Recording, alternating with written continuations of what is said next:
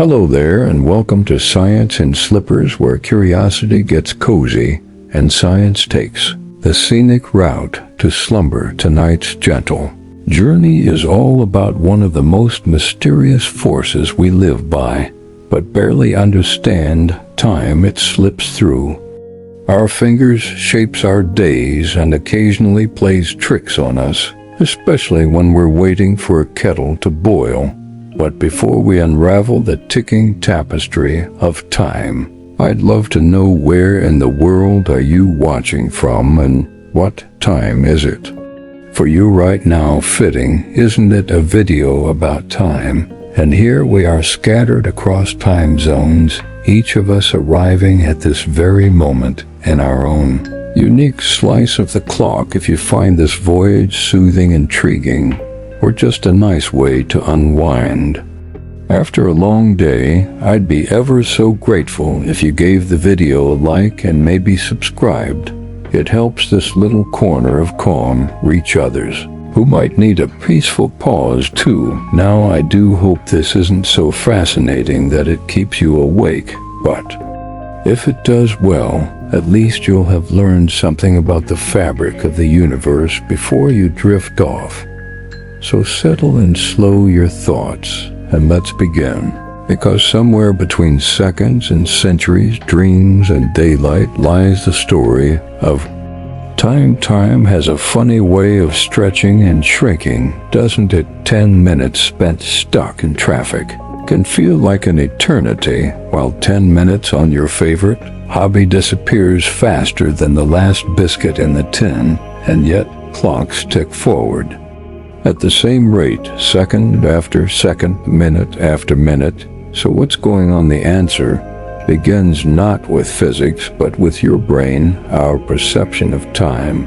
That internal sense of when things start and end is surprisingly flexible. Psychologists call it subjective time, and it's heavily influenced by things like attention, emotion, and memory. In other words, how you feel about time can be very different from how time is actually passing. Let's start with the oddity of waiting. Imagine you're in a doctor's waiting room. The walls are beige, the magazines are ancient, and the clock ticks loudly in the corner, like it's trying to win a competition for the world's most annoying sound. 5 minutes there can feel like half an hour. That's because your brain is starved for stimulation. When not much is happening, your attention turns inward, and that internal focus makes you more aware of each passing second. Compare that to a lively conversation with a friend, or getting lost in a good book. In those moments, you're fully engaged, and your brain isn't keeping track of time so closely. It's like your mind goes, we're busy, no need to watch the clock. And before you know it, hours have flown by. This is sometimes called the flow state, a term coined by psychologist Mihaly Csikszentmihalyi, where your sense of time fades into the background as you become fully absorbed in the present. Interestingly, the novelty of an experience also plays a role. When you encounter something new or unfamiliar, your brain takes extra time to process and store the memory later.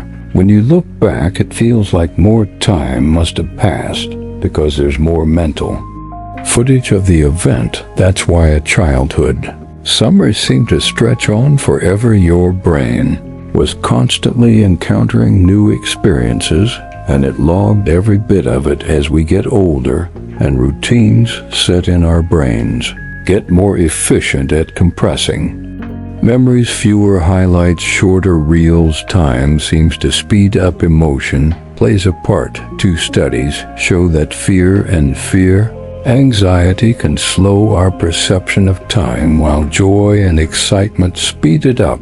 There's even a theory that in dangerous or intense situations, your brain creates denser memories, giving the illusion that time has slowed down.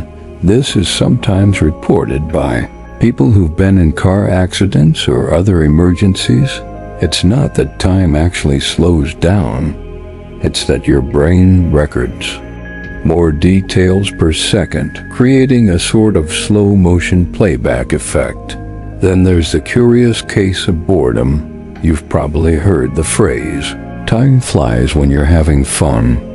But the opposite, time crawls when you're bored, is equally true. Neuroscientists have found that when we're bored, the brain's internal pacemaker, or yes, that's a real term, becomes more active. This creates more pulses in our perception, making time seem to drag. It's like having an over-enthusiastic drummer in your head, tapping out every beat of a dull moment. Cultural background and language also influence how we perceive time. In English, we often talk about time as if it's a resource we spend.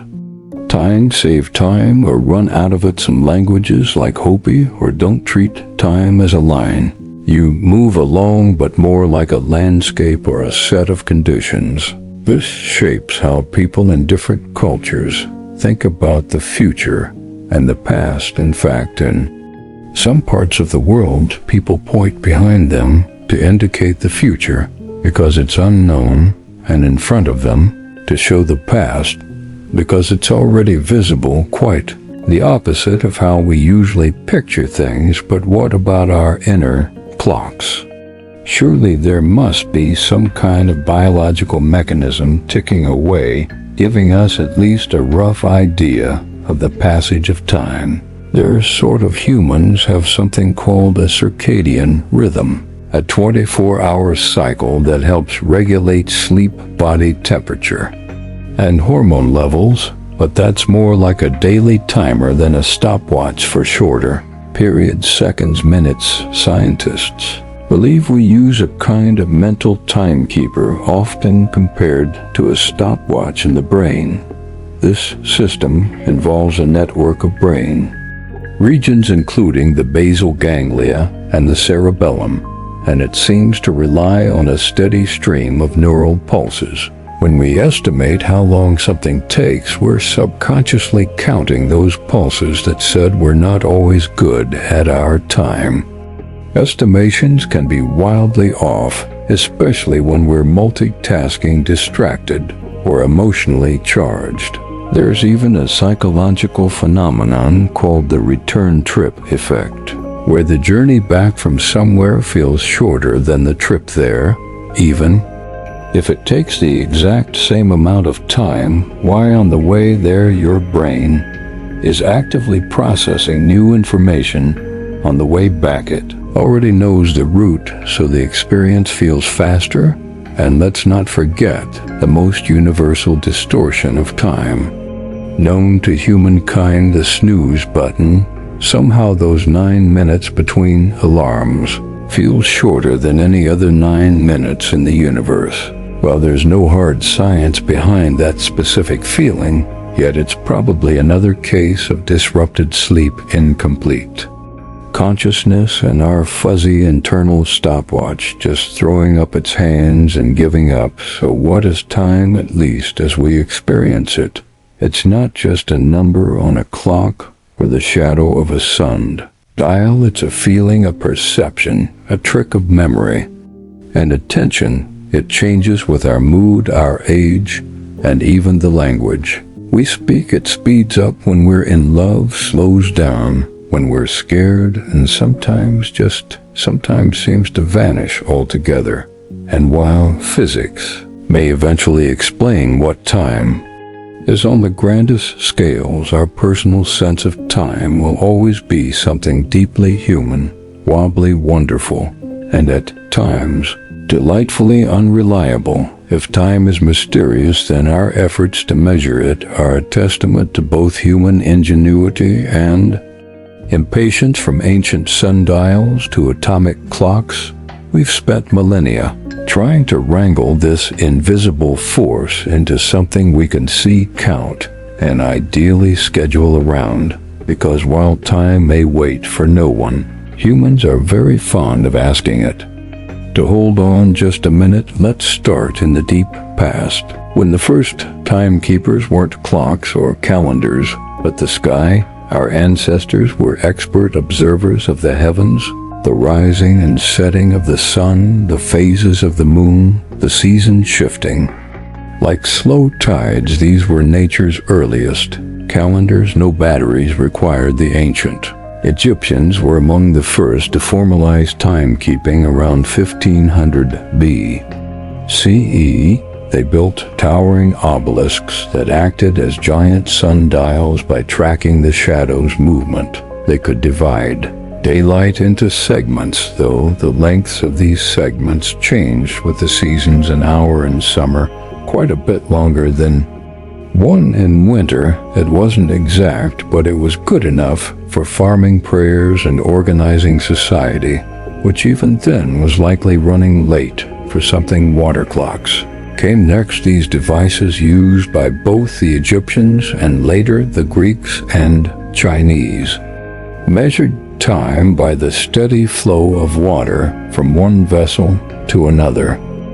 They were simple, consistent, and could work at night, a big upgrade from sundials. Some were surprisingly elaborate, with gears and figures that chimed the hours or even rang bells. You could say they were the original smart devices, just wetter. Meanwhile, in Mesoamerica, the ME developed intricate calendar systems that tracked lunar and solar cycles with astonishing accuracy. Their long count calendar could measure spans of time, covering thousands of years for a civilization that didn't have metal tools or beasts of burden. Their grasp of time was nothing short of cosmic.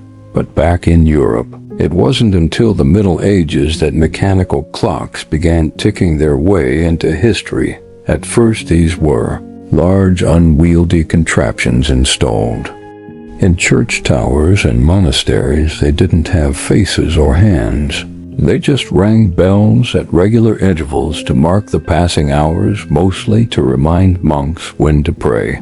You might say monks were the world's first alarm clock users, albeit far more serene about it than most of us at 6 o'clock a.m. One of the first major leaps forward came in the 14th century with the invention of the verge escapement, a clever bit of engineering that allowed for more controlled and regular release of energy.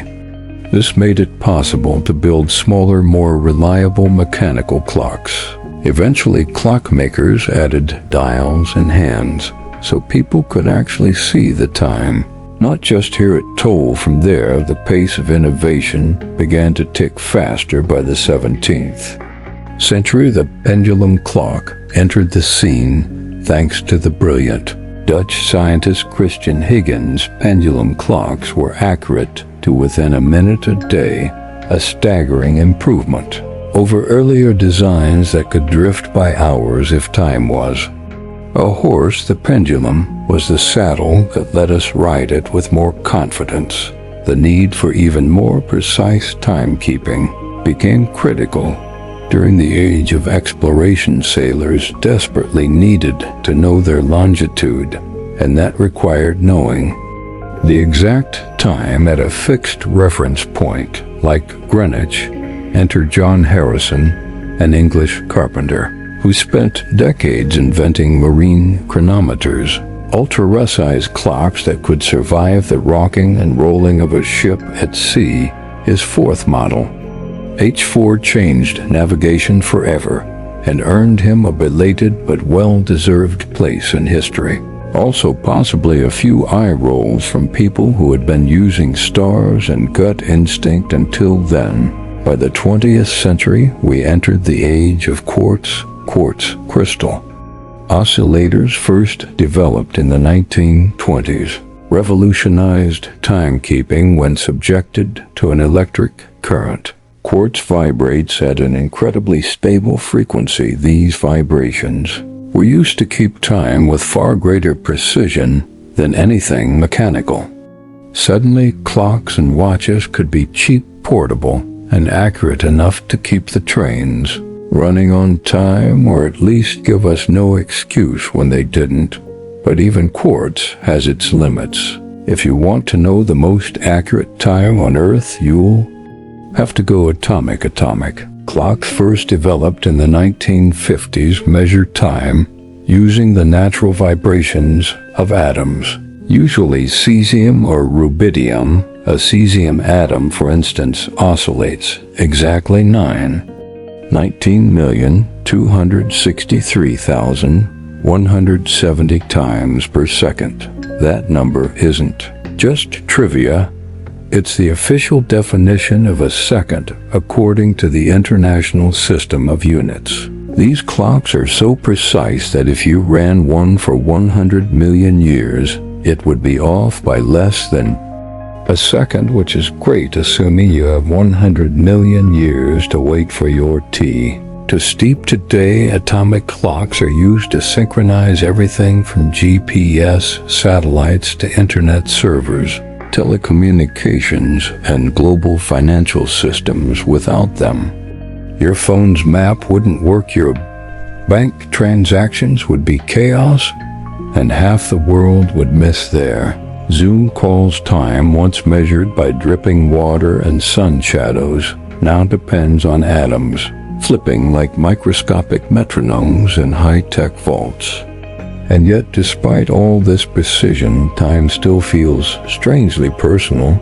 We can divide it into hours, minutes, and seconds. We can watch it scroll by on digital screens, but no matter how finely we slice it, we each live it differently.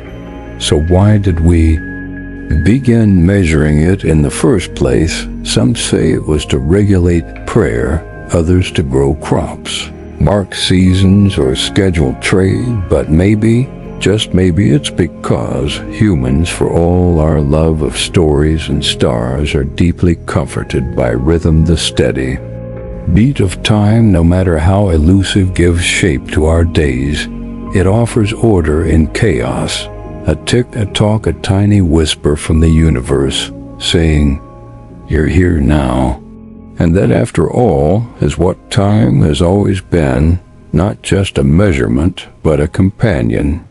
For most of human history, time was a local affair. It rose with the sun, ended with the stars, and ambled through the hours at the mercy of Bell's bird song or an enthusiastic rooster. But then came Isaac Newton, a man who didn't just want to describe the world but to pin it down, and that included time. Newton, the 17th century English physicist with the famously dramatic hair and a knack for apple-related anecdotes, gave the world a model of the universe that would dominate science for over 2 centuries. In his view, space and time were like a grand invisible stage on which the drama of the universe unfolded. The actors, planets, apples, cannonballs, and eventually bicycles moved about, but the stage itself never changed. Time in this picture was absolute.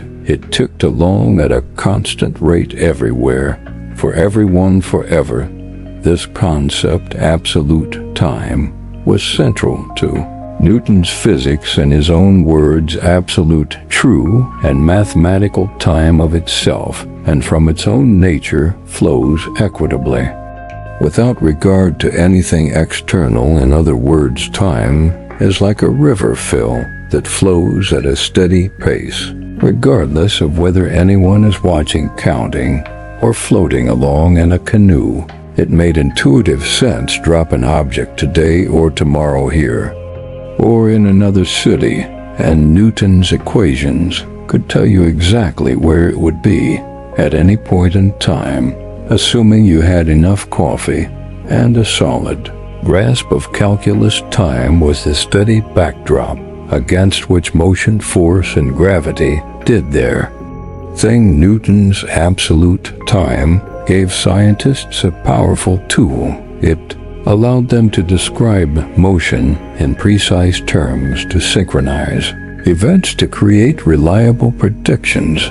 If you wanted to calculate the orbit of a planet, the swing of a pendulum, or the fall of a cannonball, you could now plug it all into one neat mathematical framework. Time in this model was universal, the same everywhere. for everything ticking along in perfect, impartial harmony, but for all its usefulness, this idea came with a rather large assumption that time was a thing in itself, existing independently of the stuff happening within it, a kind of invisible metronome, keeping the beat of the cosmos. There were, however, a few dissenting voices. The philosopher Gottfried Wilhelm Leibniz, Newton's intellectual rival and co-inventor of calculus, didn't buy into the idea of absolute time or Newton's version of calculus. For that matter, Leibniz argued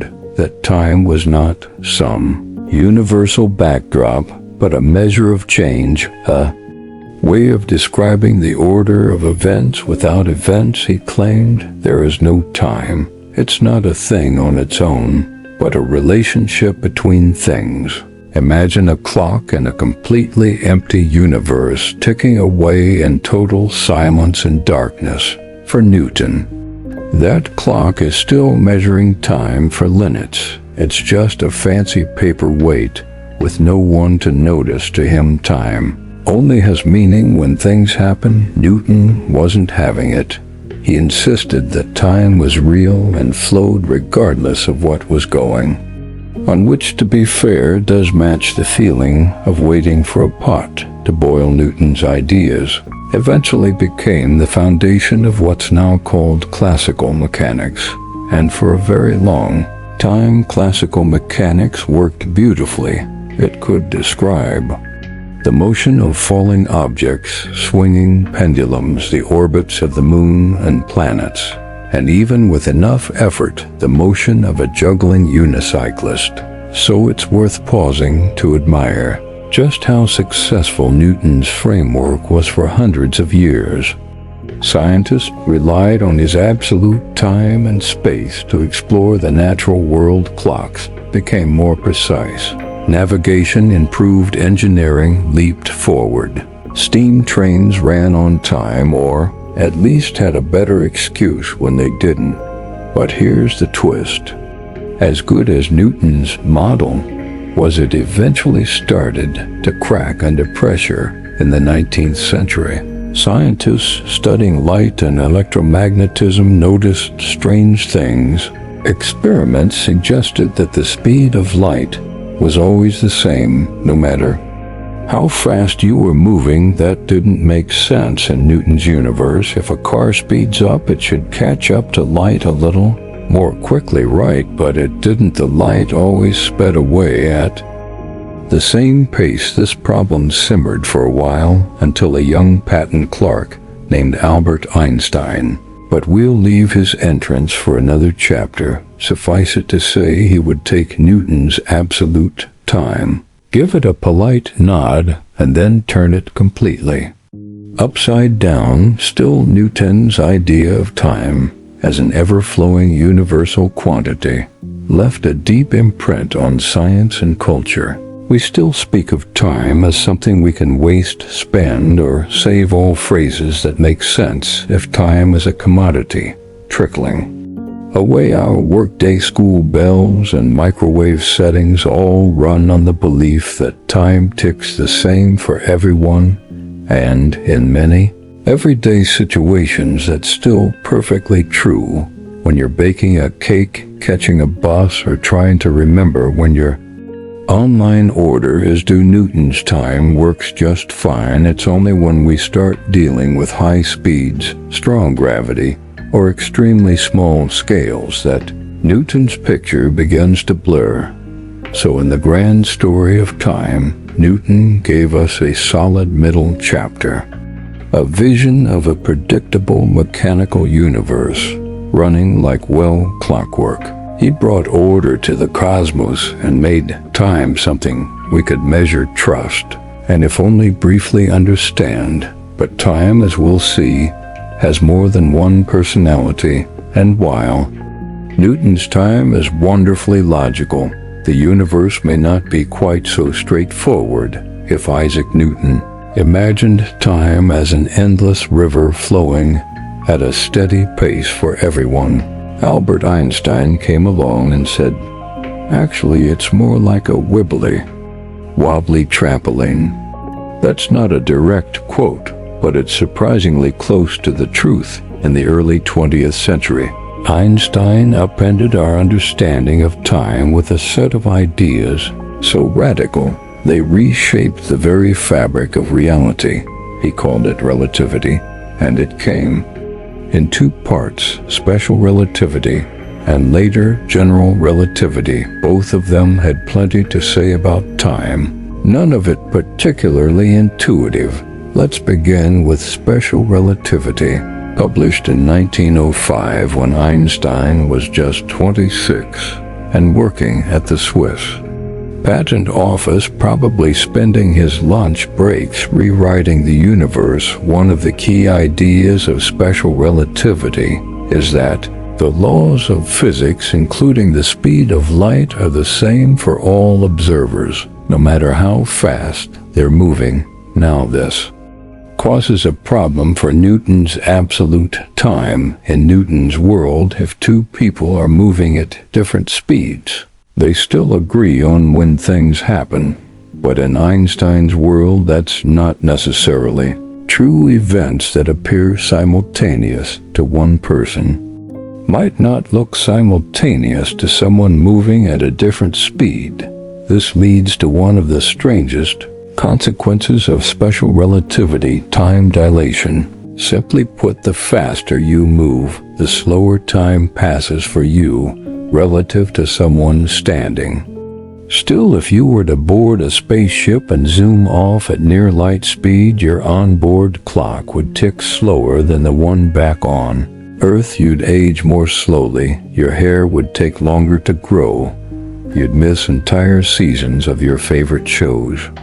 This isn't just science fiction, it's been observed. One famous experiment involved flying atomic clocks around the world on airplanes. When compared to identical clocks that stayed on the ground, the airborne ones had ticked ever so slightly more slowly, not enough to notice unless you're very punctual, but enough to prove that time really does slow down with speed. And then there's the famous twin paradox. Imagine two identical twins. One boards a spaceship and flies around the galaxy at high speed. The other stays home, feeds the cat, and waits when the traveling twin returns. They'll be younger than their sibling, not because they used a great skincare routine in space, but because their time actually passed more slowly. The paradox isn't a contradiction, it's a feature of relativity, a confusing, mind-bending feature, but a real one. But speed isn't the only thing that messes with time. In 1915, Einstein expanded his theory into something even bigger: general relativity. This theory dealt with gravity and revealed that gravity too can warp time. General relativity describes gravity not as a force, but as the curvature of space-time caused by mass. The more massive an object, the more it bends around it, like placing a bowling ball on a soft mattress. If time were painted onto that mattress, it would stretch and warp along with the space. What this means is that time runs more slowly in the stronger gravitational fields. If you stand next to something really massive like a black hole or your friend's overpacked suitcase, time ticks more slowly for you than for someone farther away from the mass. Again, this isn't just theory, it's been measured on Earth. In one experiment, two super precise atomic clocks were placed at different altitudes, one at the base of a mountain and one at the top.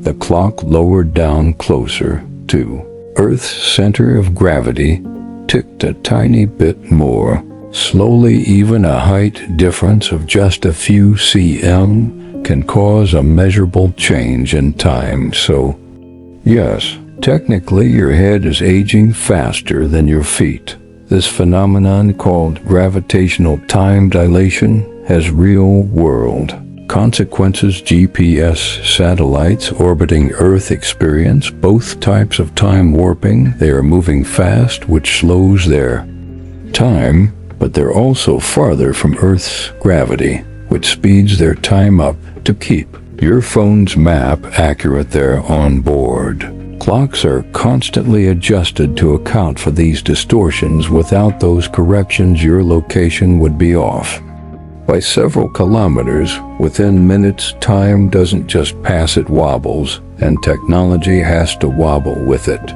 So what does all this mean for our understanding of time? Einstein showed us that time isn't an absolute universal river. It's more like a stretchy fabric woven together with space itself. It can expand, contract, bend, and twist depending on speed and gravity, and that means your time, the pace at which you experience the universe, depends on where you are and how you move. It's a deeply strange idea, but also kind of beautiful. Time is no longer the same for everyone everywhere. It's personal, relational, bit like your taste in tea. Einstein's work didn't just rewrite physics textbooks. It changed how we see reality itself. Time is not a fixed background. It's part of the dance, shifting with the rhythm of matter and motion. And even though most of us don't feel time stretching or shrinking in our daily lives, every second we live is shaped by these subtle distortions. So next time someone tells you they're running out of time, you can gently remind them, actually, time is running out differently, depending on your velocity and proximity to gravitational mass. Then pause, smile, and maybe duck. Let's imagine just for a moment that you wake up one morning and find everything running backwards. Toast leaps out of your mouth and lands perfectly buttered on a plate. Your tea grows hotter as you drink it. Raindrops fly upward into the sky. Strange, certainly impossible, according to the laws of physics. Not exactly. This odd little thought experiment leads us to one of the most intriguing questions in science. Why does time seem to have a direction in most of the fundamental laws of physics, from Newton's laws of motion to the equations of quantum mechanics? Time doesn't really have a preferred direction. They work just as well backwards as they do forwards. If you were to film two particles colliding and play it in reverse, the physics would still check out. No alarms would go off in the equations, and yet in everyday life, time feels like a one-way street. Eggs break but don't unbreak. Paper burns, but ashes don't reassemble into books. We remember the past but not the future. So why this disconnect? Why does time, at our human scale, march relentlessly from yesterday to tomorrow? Enter the concept of the arrow of time. The arrow of time is a metaphor used to describe the one-way direction in which time appears to flow from the past to the future, and the key to understanding this arrow lies in one of the most important and occasionally untidy laws of physics, the second law of thermodynamics. This law tells us that in a closed system like the universe, entropy always increases over time. Entropy is a measure of disorder or randomness. In other words, things tend to go from tidy to messy. You can scramble an egg, but you can't unscramble it. Your desk will naturally become cluttered unless you actively organize it. Socks will always disappear mysteriously, but never reappear in pairs. This tendency toward increasing entropy gives time its arrow. It's why we experience events in a particular sequence. The low entropy past becomes the high entropy future, and there's no reversing the flow unless you're a time traveler or a fictional wizard with a very specific spell. Think of it this way. Imagine a glass shattering on the floor. That's a high entropy state. The Shards are spread out and energy has been lost in the chaos. It's extremely unlikely that all those fragments will spontaneously leap back together into a perfect glass. Not impossible, just astronomically improbable.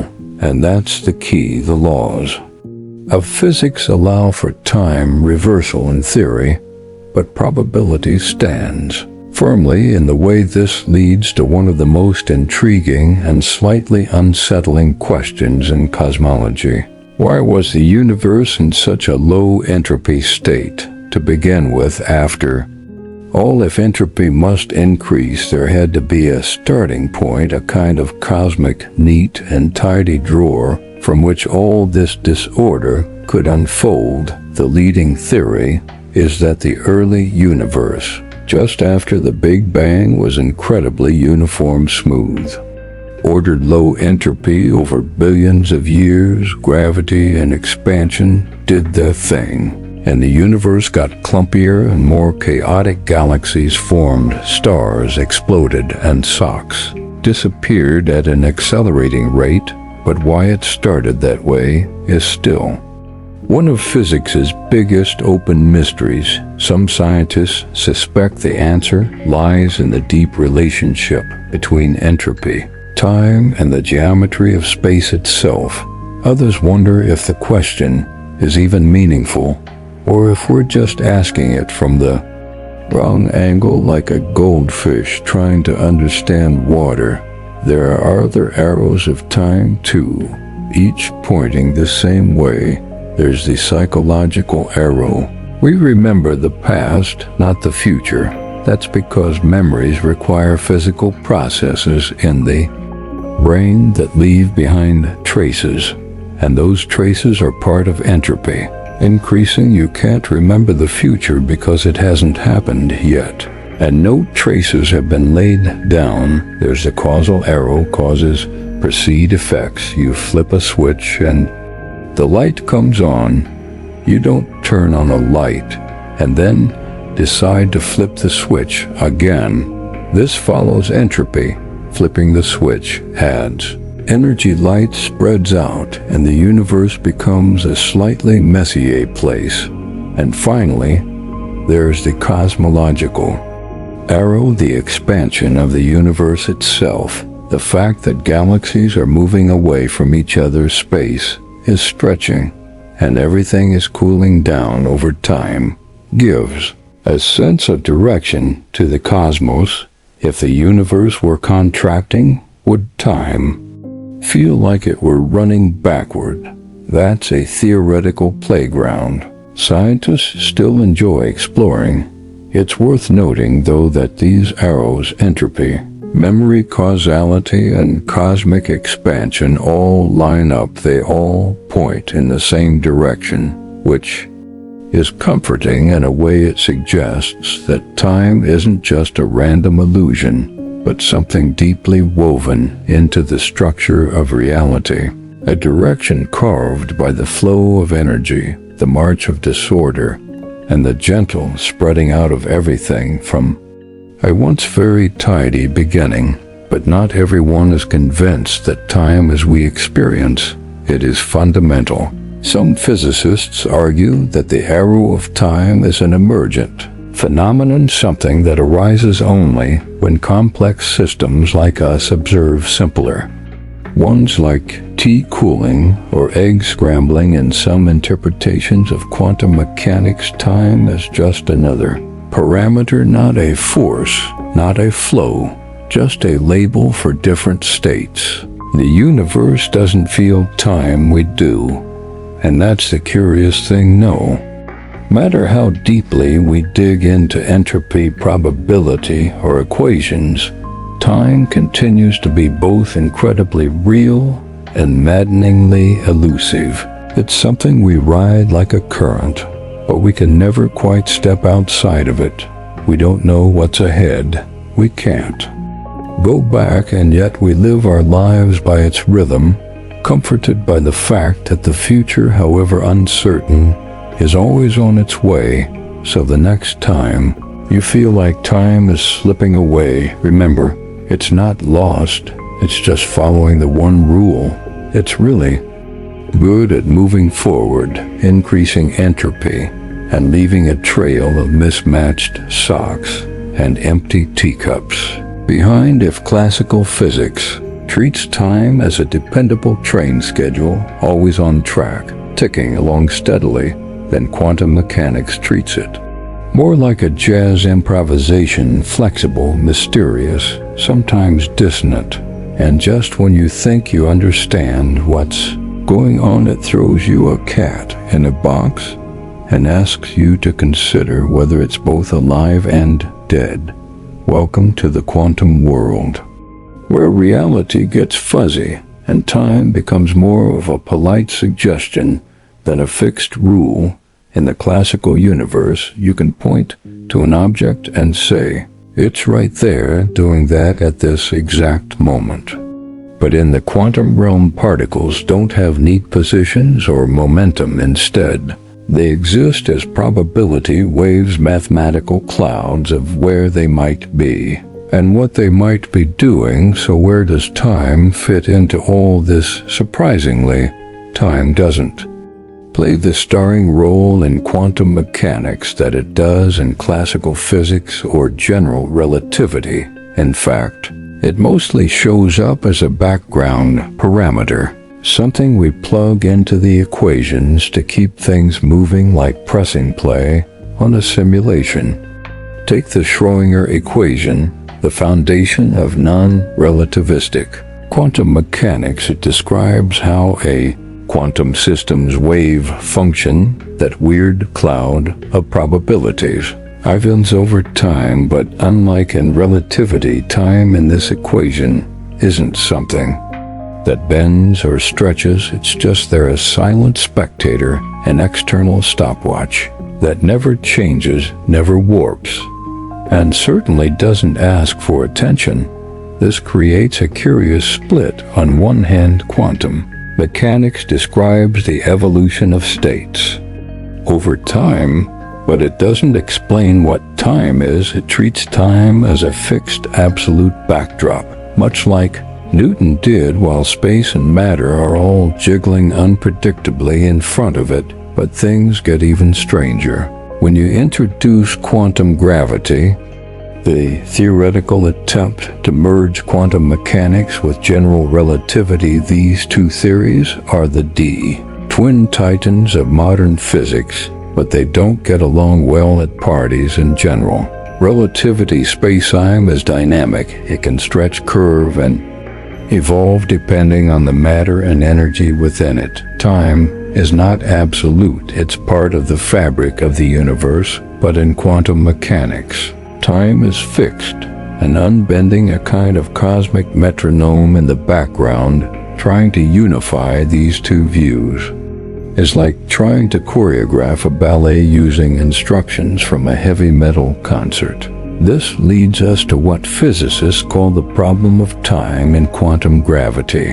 When you try to describe the whole universe quantum mechanically, space, matter, everything, you find something odd. Time disappears. One of the equations that pops up in quantum gravity is the Wheeler-DeWitt equation, which attempts to describe the quantum state of the entire universe. It looks a lot like the Schrödinger equation, but without any time variable. It's timeless. There's no past, no future, just an eternal present, a giant now.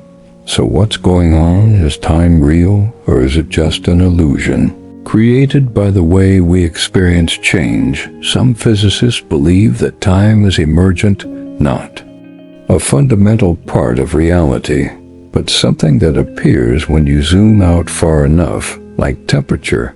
An individual molecule doesn't have a temperature, but when you group trillions together, temperature emerges as a useful description. In the same way, time might emerge from the complex interactions of many quantum systems. Others look to entanglement, the bizarre quantum phenomenon where two particles become linked and can influence each other instantly, even across vast distances. Some Theories suggest that the arrow of time, and maybe even time itself, could arise from the growth of quantum entanglement.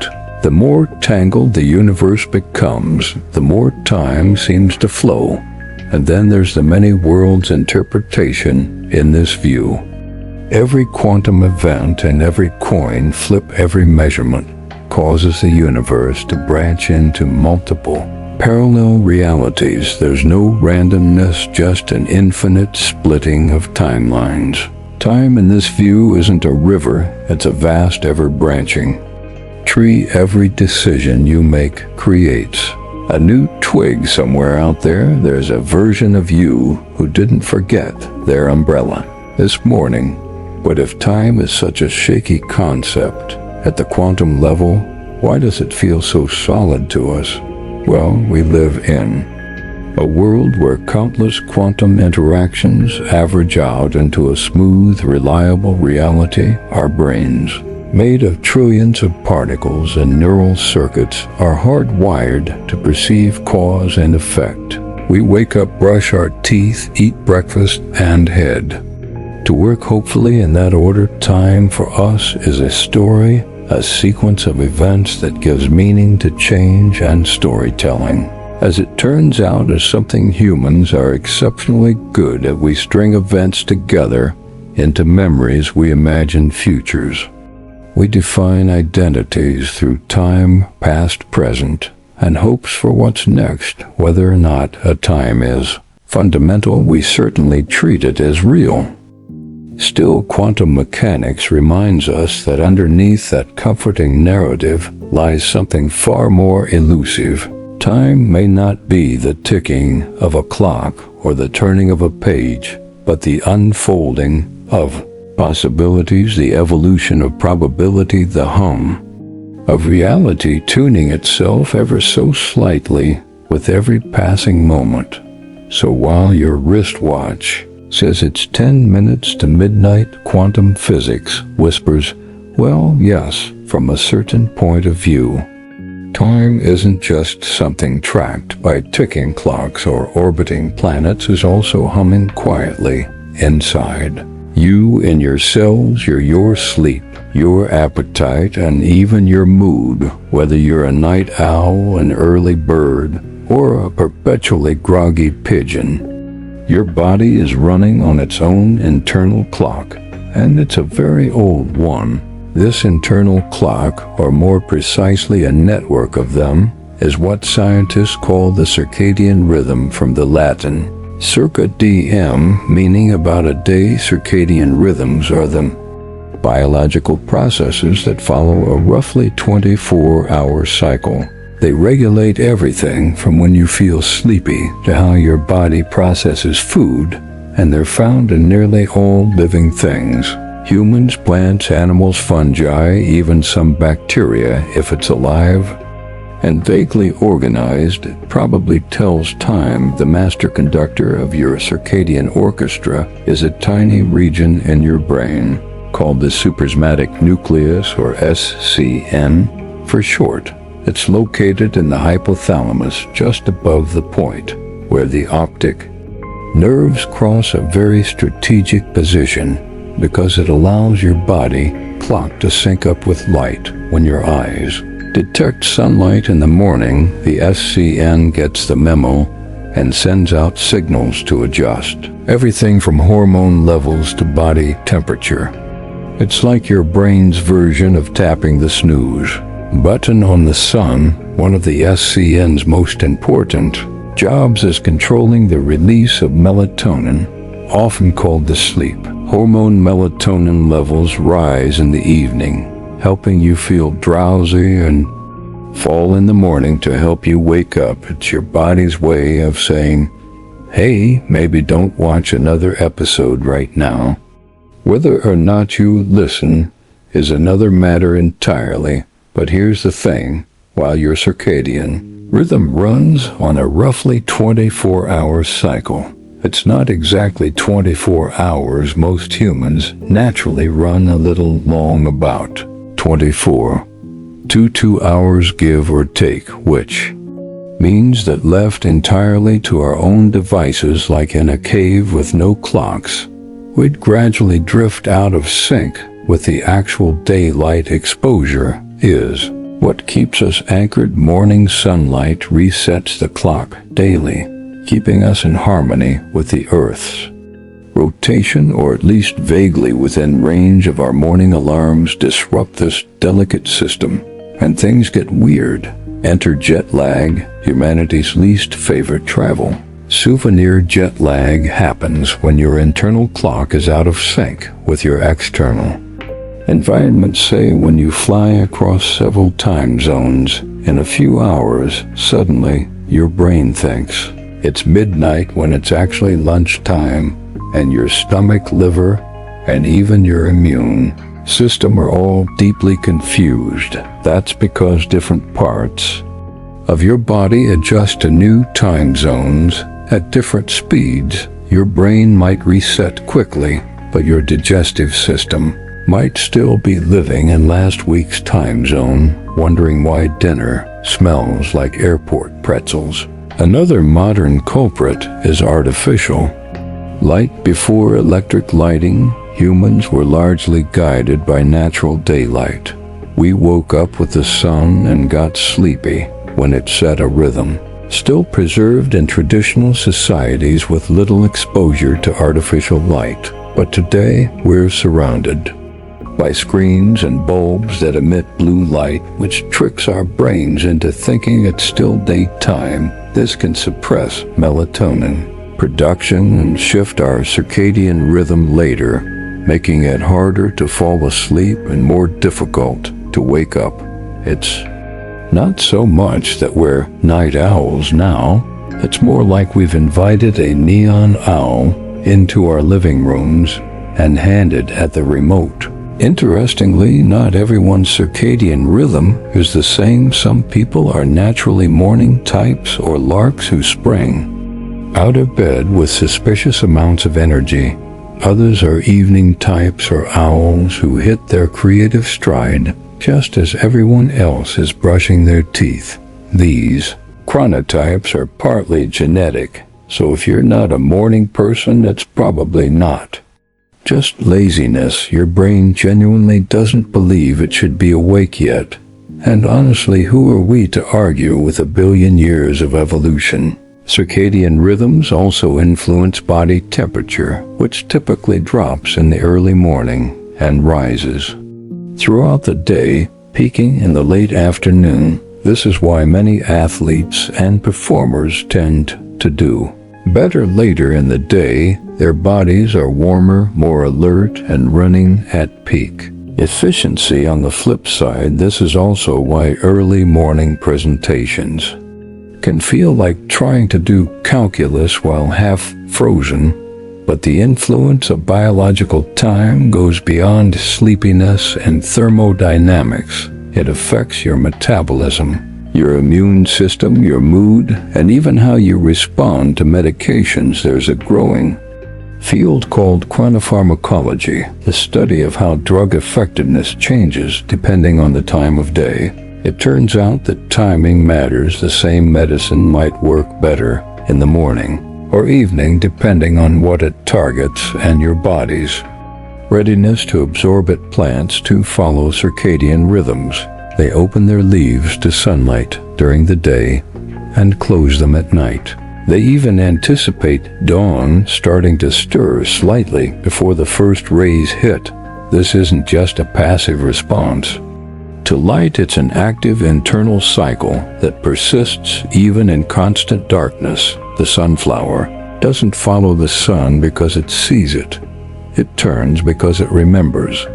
And in animals, from birds to bees to rodents, circadian rhythms help regulate everything from migration to foraging to hibernation. Even fungi, those mysterious forest floor dwellers, have internal clocks that govern spore release and growth cycles. All of this paints a picture of life on Earth as deeply intertwined with time. Not the abstract kind measured by atomic clocks, but a biological time grounded in light and dark, warmth and cold, hunger and rest at time that pulses through living things like a gentle drum beat, so the next time you feel tired at 3 p.m. Or unusually perky at night, it's not random. It's rhythm. Your body is dancing to an ancient invisible beat, one that kept our ancestors safe and well-rested long before time zones, digital watches, or double-shot espressos. And while we may try to bend time to our will with alarms and schedules, deep down ourselves are still following the sun, slowly, quietly, faithfully. Have you ever noticed how time seems to play favorites? A holiday week flies by like a feather in the breeze, but the last 10 minutes of a Zoom call you didn't want to be on in the first place, that feels like you're trapped in a slow cooking rice pudding of eternity. This isn't just poetic exaggeration. There is psychological time at work that is the wonderfully warped way our minds perceive time's passage, which often has very little to do with clocks and calendars. If physics tries to describe time as it is, psychology tries to explain how it feels, and those two can be wildly different things. Let's start with perhaps the most basic distortion. Time flies when you're having fun. This cliché actually holds up to scientific scrutiny. When we're deeply engaged, laughing with friends, immersed in a hobby, or watching something genuinely riveting, perhaps even a sleepy scientist, we're not paying close attention to time itself. Our focus is absorbed in the moment, and our brain effectively stops counting the seconds. The result, time appears to vanish. On the flip side, boredom stretches time like taffy. When nothing is engaging us, say you're waiting at the DMV, watching paint dry, or listening to someone explain crypto for the 10th time, your brain starts clock watching, and time, like a watched pot, refuses to boil. You become hyper-aware of each passing second, and every moment feels longer than it actually is. There's also the peculiar phenomenon of retrospective versus prospective time. When you're in the moment, time might feel fast or slow, depending on your engagement level. But when you look back on it, the effect can reverse. Let's say you spent a week hiking through unfamiliar terrain. During the week, the days might have flown by, but looking back, the trip feels long, packed with vivid memories. That's because novel experiences create more mental bookmarks. Your brain stores more detail, and that gives the impression that more time has passed. Contrast that with a week where you did the same routine every day: wake, work, Netflix, sleep. It might have felt slow while you lived it, but in hindsight it blurs together. Fewer bookmarks, fewer memorable moments, less perceived time. This is part of why time seems to speed up as we get older. When you're young, everything is new. Your brain is constantly learning, recording and marking the moments: your first bike ride, first heartbreak, first awkward haircut, all logged in crisp detail. As we age, we settle into routines, fewer surprises, fewer memory markers. Days blend into each other, and suddenly decades seem to have passed in a blink. It's not that time is going faster, it's that our brains are logging it less actively. We're building mental highways instead of wandering new trails. There's also the curious effect of emotional intensity on time. When we're scared or anxious, time often feels like it slows down. This isn't just dramatic storytelling. It's been tested in labs. People who experience sudden shocks like bungee jumps or simulated free falls report a feeling of stretched out moments. One theory is that the brain under stress goes into overdrive, capturing more detail later when we recall it. Dense memory gives the illusion of slow motion, but interestingly, Time doesn't actually slow down in the moment. In experiments, people don't perform better during the event itself. They just remember it as longer afterwards. So while your memory says that was the longest roller coaster drop of my life, your stopwatch says actually it was 2 seconds. Still impressive, just not Matrix level. Then there's attention, perhaps. The most potent shaper of psychological time when we pay close attention to time, like waiting for cookies to bake. We experience every tick of the clock, but when our attention is elsewhere, absorbed in music, reading, or convert, time recedes into the background. This ties closely to mindfulness and meditation practices, which deliberately shift attention away from time when we focus on the present moment. A breath, a sound, a sensation. Time seems to dissolve. It's not that we enter a trance or lose touch with reality, it's that we stop measuring time and simply exist within it. For many, this feels profoundly freeing. You're no longer chasing the next hour. You're living fully in this one. On the more complex end of the spectrum, there are altered states of consciousness, states brought on by deep meditation, intense emotion, or certain substances where people report time slowing, speeding up, looping, or disappearing entirely. Some even describe timelessness, not a distortion of time, but the absence of it, as if for a brief moment they stepped outside the river and looked at it from the bank. Neurologically, these experiences may involve changes in activity in the default mode network of the brain, a set of interconnected regions involved in self-referential thought, memory, and time processing. When this network quiets down, our normal sense of identity and time can dissolve, which might explain why your most timeless moments or flow stillness often feel the most meaningful. Children, too, have their own unique relationship with time. For very young kids, time is fluid, imprecise, and mostly irrelevant. Ask a 5-year-old how long 5 minutes is, and you'll likely get an answer that involves forever or until I finish this snack. Only as they grow and are introduced to clocks, schedules, and the dreaded phrase, just a few more minutes, do they begin to align with adult time. Some might argue that's the true loss of innocence. And finally, there's an anticipation our brains built in. Time machine looking forward to something makes time slow down.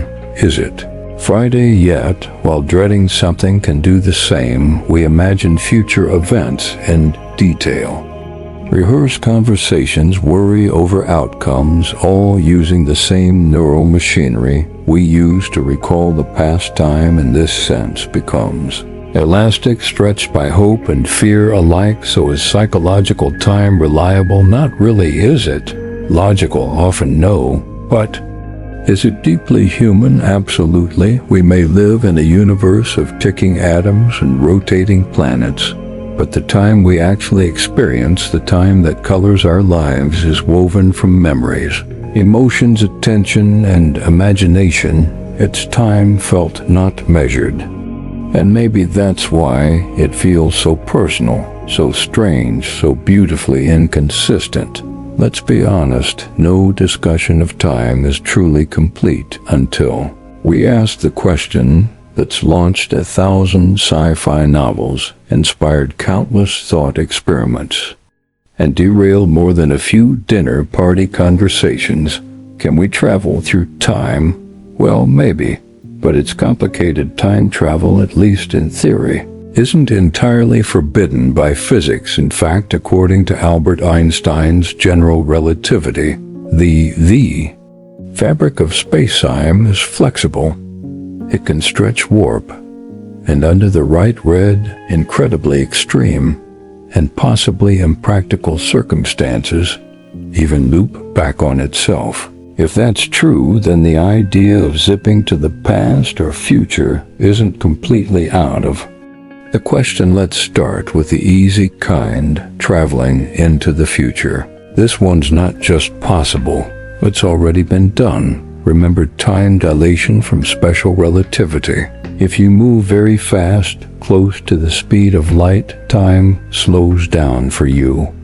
Relative to someone standing still, if you zoomed around the galaxy and it was spaceship at near light speed and returned to Earth, decades could have passed here while you'd only aged a few years. Congratulations, you've time-traveled into the future. No flux capacitor required. This phenomenon has even been tested. Astronauts who spend months aboard the International Space Station experience a tiny bit of time dilation. They age ever so slightly less than their earthbound counterparts. Not enough to notice without atomic clocks, but enough to prove the principle. They return to Earth microseconds in the future. Technically still on time for lunch though, so future time travel check done easy.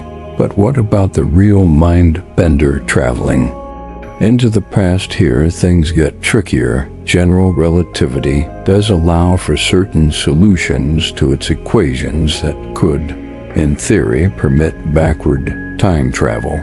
These include phenomena like closed time-like curves, loops in spacetime where an object could return to an earlier point in its own history.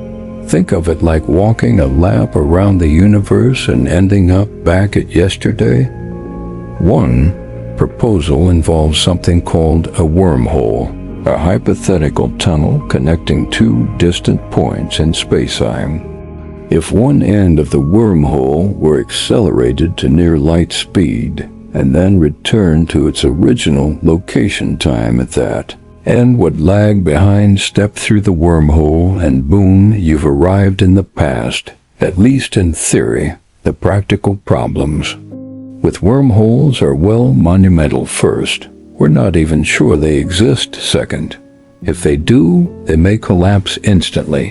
And third, keeping one open would require negative energy, something exotic and not currently available in your average home improvement store. So while wormholes are fascinating on paper, building one might be slightly beyond our current engineering abilities, give or take a few centuries. But even if we could travel back in time, we'd immediately run into some rather sticky paradoxes. The most famous is the grandfather paradox. You go back in time accidentally or perhaps carelessly prevent your grandfather from meeting your grandmother and thus prevent your own birth. But if you were never born, how did you go back in time to begin with? It's a loop that logic can't quite untangle, a cosmic contradiction. There are a few ways scientists and philosophers have tried to make sense of this. One idea is the block universe model, where all moments in time, past, present, and future, exist simultaneously like frames in a film reel. In this view, the timeline is fixed and unchangeable. If you go back in time, everything you do is always part of the past, so you can't change anything. You're just playing your role in an already written scene. Another possibility is the many worlds interpretation borrowed from quantum mechanics. In this scenario, if you go back in time and change something, you don't alter your original timeline. You create a new branching universe where events unfold differently. You can stop your grandfather from meeting your grandmother, but it only affects that branch of reality. Your original self is still safely anchored in their own universe, free from paradoxes and awkward family dinners. There's also the cheeky and very scientific sounding Novikov self-consistency principle, which essentially says you can't create a paradox no matter how hard you try. If you go back in time, the universe will somehow prevent you from doing anything. that would change the future. Try to assassinate your grandfather and your gun will jam, or you'll trip, or he'll unexpectedly join a monastery. It's like the cosmos has a built-in insurance policy against timeline tampering. Still, all of this remains theoretical and highly speculative. No one has ever built a time machine. No one has ever documented a time traveler, not for lack of trying, and the internet is full of interviews with suspiciously modern looking figures and old photographs, and physicists still debate whether the math permits or prohibits time loops. One interesting point: if backward time travel were possible, and if someone in the future eventually invents it, where are all the time tourists? Shouldn't we be knee-deep in visitors from the year 4000 taking selfies with dinosaurs or trying to blend in at medieval banquets? Some suggest time travel might be limited to the point of its invention. You can't go back to before the first time machine was created. Others think travelers might be incredibly discreet, or perhaps more realistically, time travel into the past is simply impossible, despite what the equations tease us with, and maybe that's for the best. As much as we fantasize about revisiting the past and fixing mistakes, reliving moments, buying absurd amounts of Bitcoin, perhaps time's one-way nature is part of what makes it meaningful.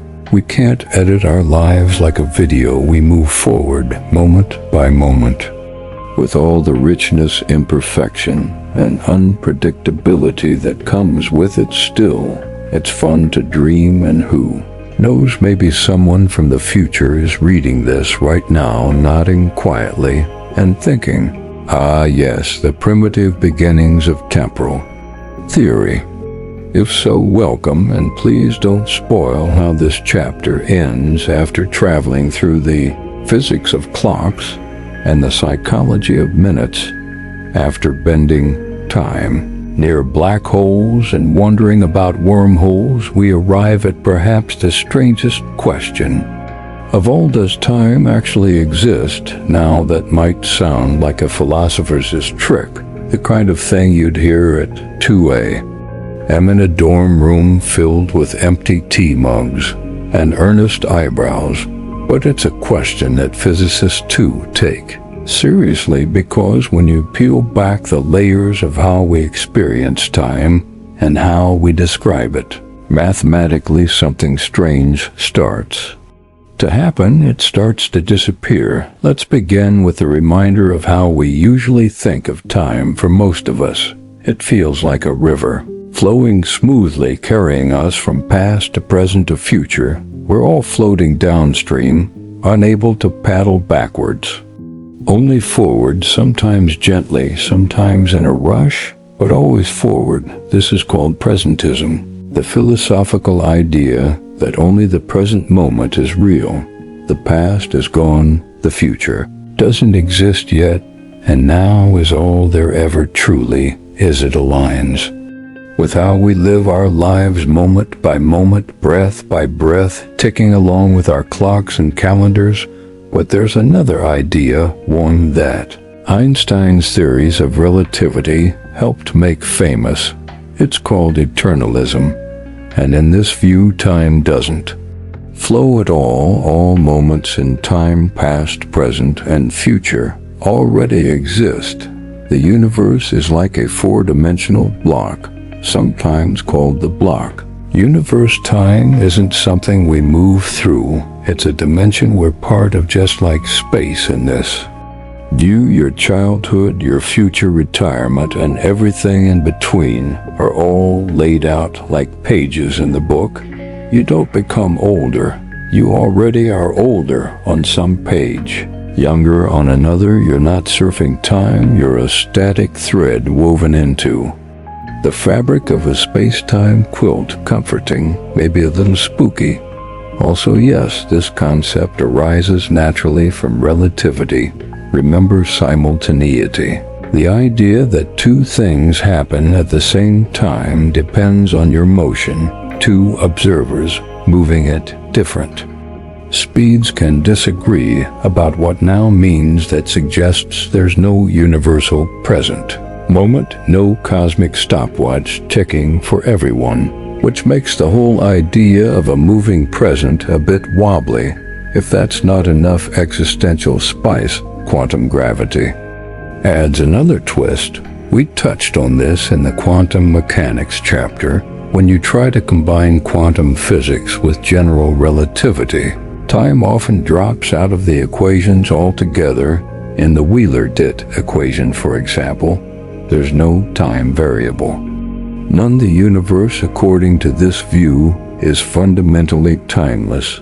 But if time doesn't exist at the deepest level, why does it feel so real? One possible answer: emergence. Time, like temperature or sound, may not be a fundamental ingredient of the universe. Instead, it might arise from more basic relationships between things, patterns, changes, interactions. The way clouds form from molecules or waves appear in water. Time, in this view, is something our brains extract from the way things change. This is similar to how we perceive motion in film. A movie is just a sequence of still frames, but when shown rapidly, our minds perceive motions. A flowing narrative. Some physicists suggest that time might work the same way. What we perceive as the passage of time is really the brain stitching together changes in a fundamentally timeless reality. Enter physicist Julian Barber, who goes even further in his view. Time doesn't exist at all, not even as a parameter. Instead, the universe is a vast landscape of news, complete timeless snapshots of the universe. These nows don't change or evolve, they just exist. Our experience of time, he argues, comes from the way these nows are structured and how memories embedded within them, a kind of cosmic photo album, if you like, with our consciousness flipping through the pages. It's a radical idea, but it raises an interesting possibility. Maybe the sensation of time passing is a feature of perception, not physics. After all, we humans are narrative creatures. We remember the past, we anticipate the future, we tell stories, we measure time because it helps us organize our experiences, plan our days, and understand change. Time is useful, perhaps essential for sentient beings navigating a changing world, but that doesn't mean it's real in the way a rock is real, or a star, or a slice of cake, which also mysteriously disappears with the passage of time. Still, not everyone agrees that time is an illusion. Many physicists argue that even if time emerges from more fundamental processes, it still has real effects. Clocks tick, planets orbit, radiation decays. If we build a machine that consistently measures change, and that machine agrees with all the other machines, doesn't that make time real enough? Maybe that's the best answer. Time is real in the same way stories are real, not because you can hold it or isolate it in a test tube, but because it structures the way things happen. It's the script that allows events to make sense, even if the script itself is printed on quantum paper that's written in a language we don't yet fully understand. So does time exist? Well, perhaps not in the way we think it does. It might not be a flowing thing or a ticking clock behind the scenes, but it exists in our experience, our biology, our culture, and our equations. It exists in how we live and how we remember. It exists in every heartbeat and every bedtime story. And maybe that's enough, because whether time is fundamental or emergent, real or imagined, it gives shape to our lives. It reminds us that everything changes, that moments are precious, and that somewhere in the fabric of the universe you are quite timeless here. And so, dear listener, we arrive at the end of our little voyage, or perhaps just another moment in the vast, looping sea of them. We've wandered through ancient sundials and atomic clocks, ridden Einstein's warping waves of space-time, puzzled over paradoxes, and stared down the question of whether time exists at. All along the way we've seen that time is not just one thing, but many a rhythm felt in the body, a trick played by memory, a wrinkle in gravity, a story told by change, and now here you are a little farther along your own timeline than when we began.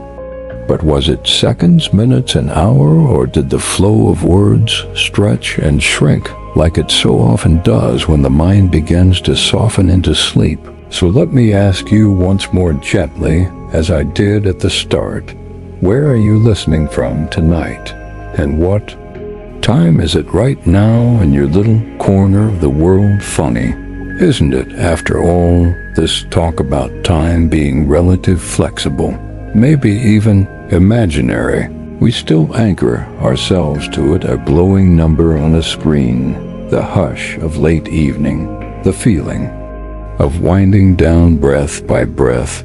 And if you found any calm in this quiet expedition, if the wonders of the cosmos gave you peace, or the questions helped you drift gently into your dreams, I'd be ever so grateful if you'd like the video, maybe subscribe, and share this sleepy space with someone else who might need it. Time may be slippery, strange, and possibly a complete illusion, but right now, here in this moment, it's just you, this voice, and the slow rhythm of rest. Sleep well, fellow traveler, wherever and whenever you are.